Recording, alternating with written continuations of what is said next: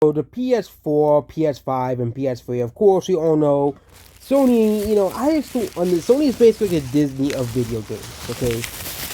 Sony can release the crappiest console ever released and it'll still sell gangbusters, okay? You know, Sony can release a console like how Nintendo released the Wii U and people will still buy it because it had the word PlayStation on it. But the Switch 2 isn't out yet, it still already has more exclusives than the PS4, PS3, and PS5 combined. That is because of backwards compatibility. Of course, every Switch game will not be considered Switch only technically because they're all going to be playable on the Switch 2 because of backwards compatibility, but they are still only playable on the Switch family of systems. They're still only exclusive to Nintendo, something that Sony does not have, as Sony has been losing more and more exclusives as time goes on, and Xbox, well, they don't even have exclusives, okay? All their games like Sony's are on PC now.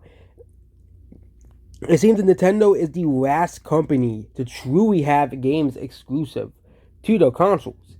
And again, it is mostly Nintendo games, obviously, as most third-party exclusives get usually ported to PlayStation and Xbox and PC eventually. But Nintendo is the only one left that still makes exclusives and exclusive games and games only on said console.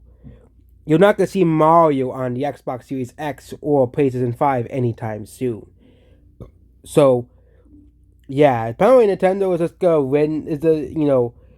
Nintendo's the last company really standing away getting a Sony monopoly over the gaming industry. They really tried to stop Xbox from having a quote unquote monopoly over the gaming industry when Xbox really pulled up the sales data and said, hey, Sony is selling way more consoles than we are. We need these games to have a competitive advantage over Sony because Sony had the advantage of being successful in Europe, being dominating Japan.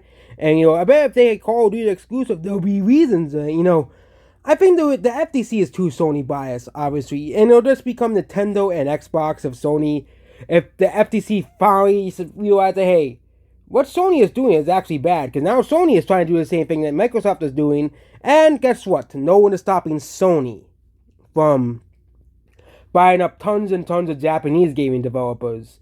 But hey, FTC, you really, really screwed the gaming industry, right, with this choice.